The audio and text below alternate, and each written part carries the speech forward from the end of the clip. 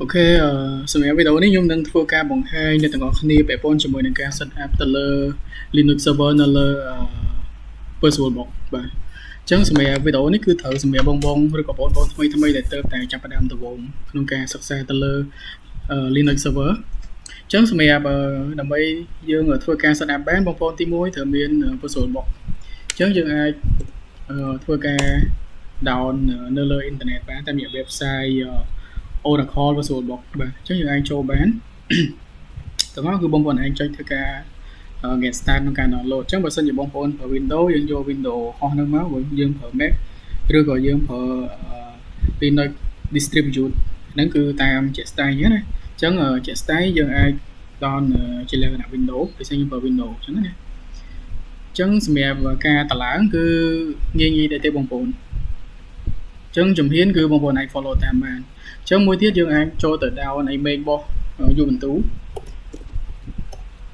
បាទ Ubuntu អញ្ចឹងយើងប្រើ Ubuntu server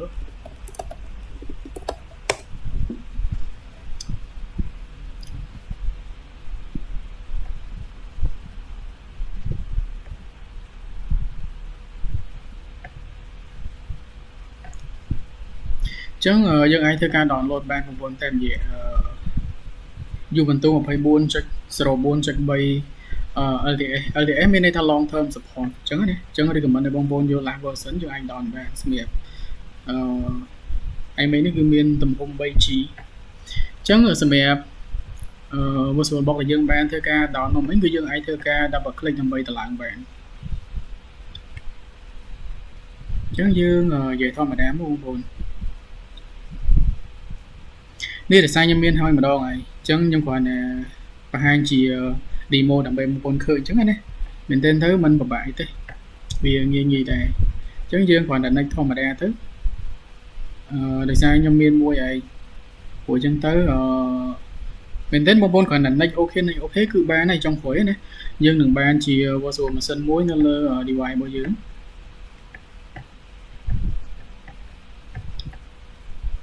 នេះដែលយើងអាចឃើញជាលក្ខណៈមួយនេះបាទ Oracle VirtualBoxបាទអញ្ចឹងសម្រាប់បងប្អូនបន្ទាប់ពីបានធ្វើការ download image របស់ Ubuntu ហើយយើងអាចធ្វើការបើកទៅលើ Oracle VirtualBox នេះបាន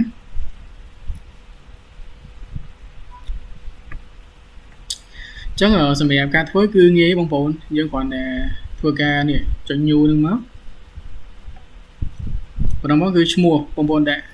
អីដាក់ទៅគឺស្រឡាញ់អញ្ចឹងណាអញ្ចឹងខ្ញុំដាក់ថា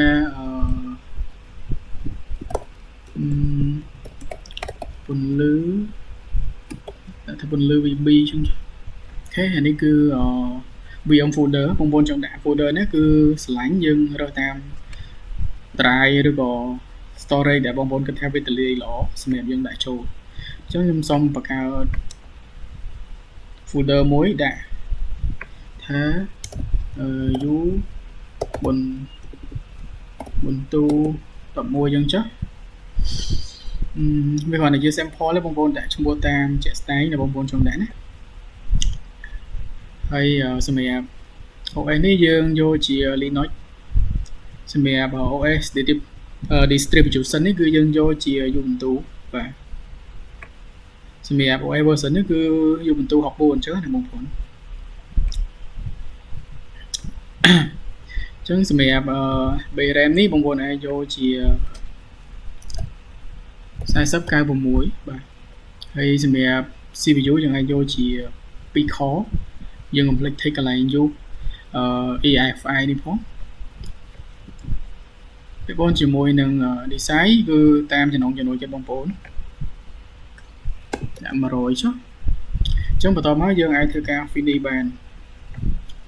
អញ្ចឹងបន្ទាប់ពីយើងធ្វើការ finish ហើយគឺបងប្អូនអាចចូលមកក្នុង setting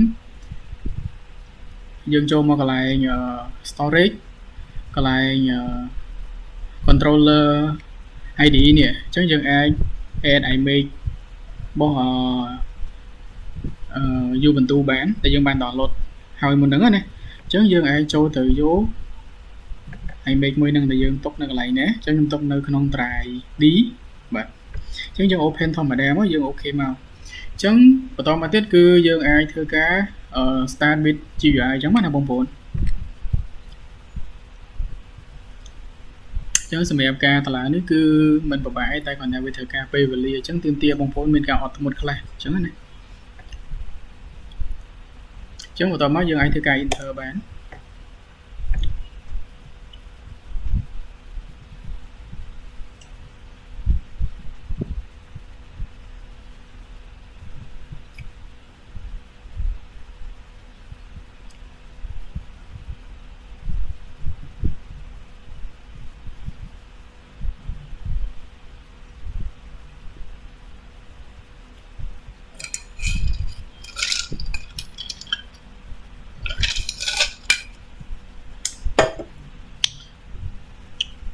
អញ្ចឹង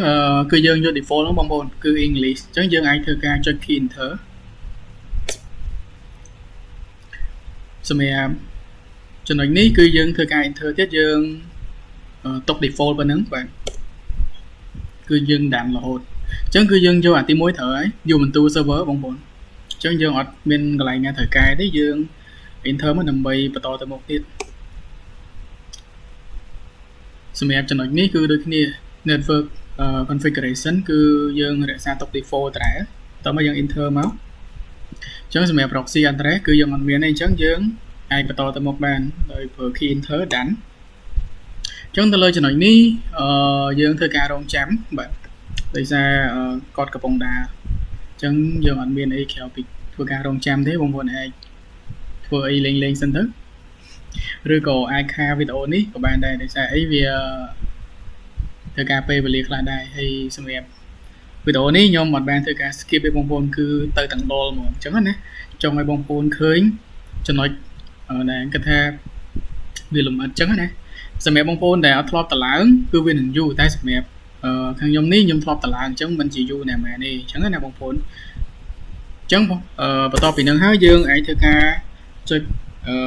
enter បន្តទៀតអញ្ចឹងសម្រាប់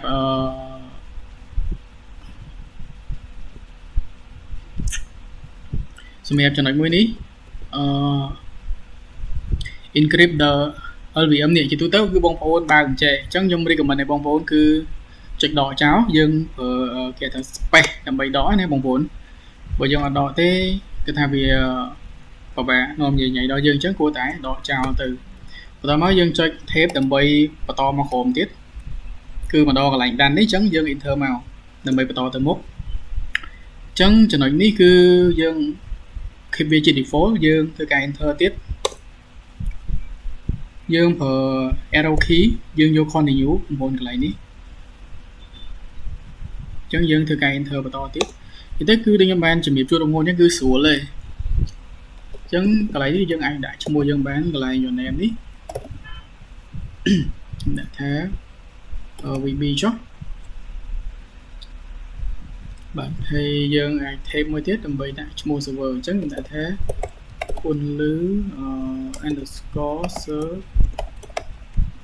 _server ហើយកន្លែង page username នេះគឺដូចគ្នាដែរដាក់ឈ្មោះយើងធម្មតាទៅគុនលឺ VB បន្តមក password មកស្រឡាញ់បងប្អូនដាក់អីដាក់ទៅណា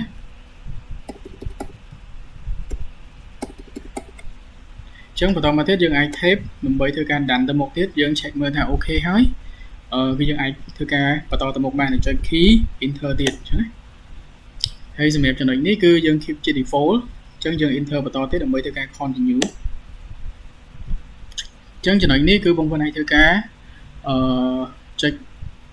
space មួយដើម្បីធ្វើការ take កន្លែងនេះបាទ install OpenSH server អញ្ចឹងណា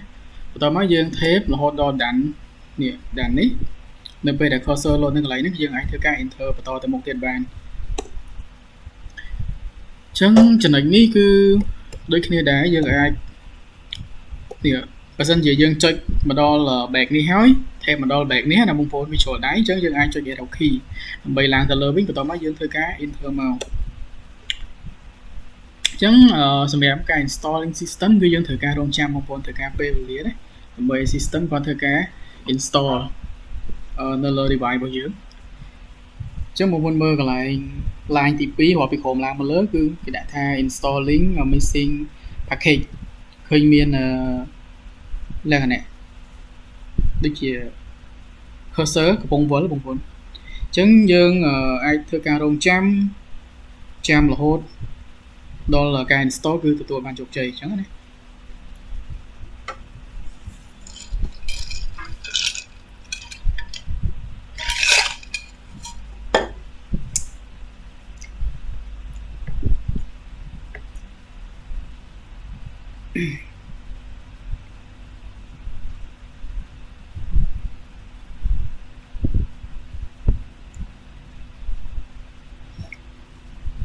អូខេចឹងដើម្បីកុំឲ្យនីតិដើរវែងពេកខ្ញុំសូមធ្វើការ stop វីដេអូនេះសិននៅពេលដែលការតម្លើងជោគជ័យខ្ញុំនឹងធ្វើការបង្ហាញបងប្អូនបន្តទៀតចឹងណាព្រោះចំណុចនេះមិនមានអីសំខាន់ទេយើងគ្រាន់តែទុករហូតដល់ការតម្លើងបានជោគជ័យចឹងណាចំណុចគឺមានតែប៉ុណ្្នឹងឯងបងប្អូនមិនមានអីច្រើនទេ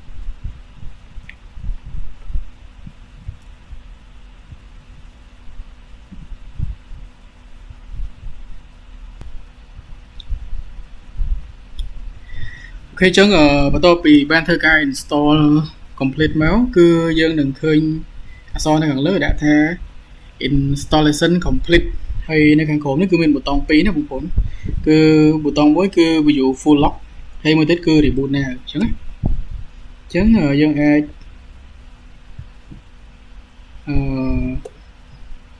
យកធ្វើការ reboot ហ្មងទៅ reboot now ទៅ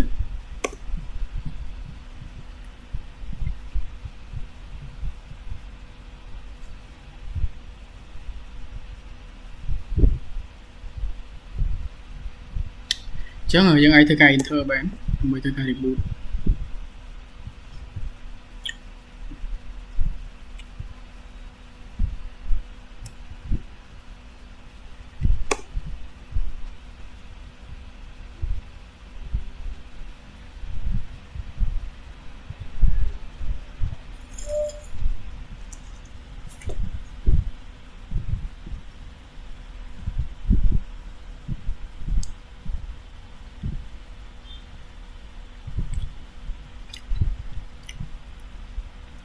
អូខេចឹងយើងអាចធ្វើការវាយទៅលើអានេះយើងអាចធ្វើការ login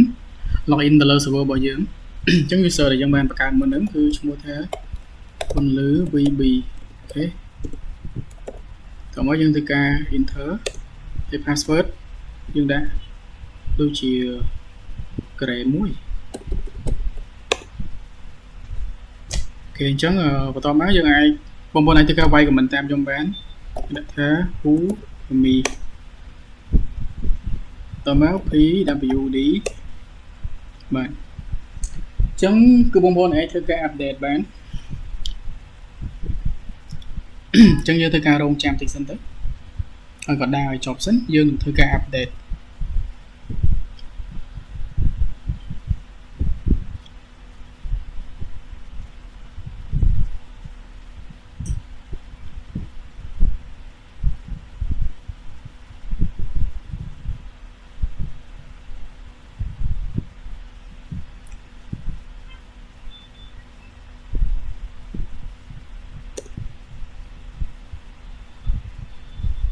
អូខេអញ្ចឹងយើងអាចធ្វើការវាយពាក្យថាsudo apt update sudo apt update ហើយយើងធ្វើការ hit enter មក password បងប្អូន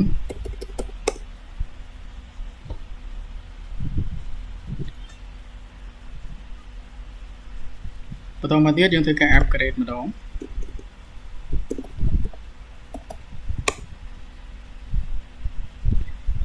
yes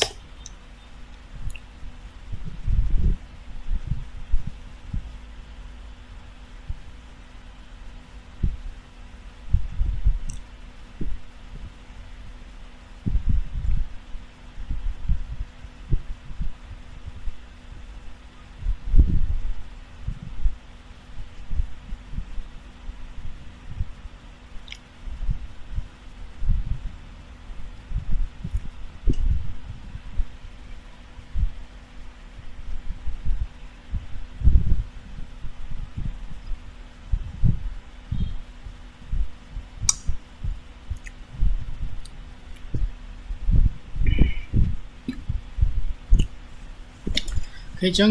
សម្រាប់ការតម្លើងគឺមានតែប៉ុណ្្នឹងបងប្អូនអ